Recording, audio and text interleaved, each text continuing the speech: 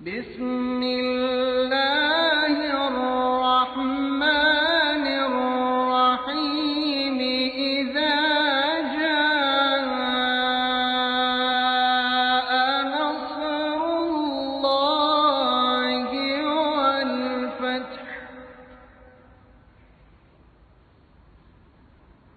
ورأيت الناس يدخلون في دين الله أفواجا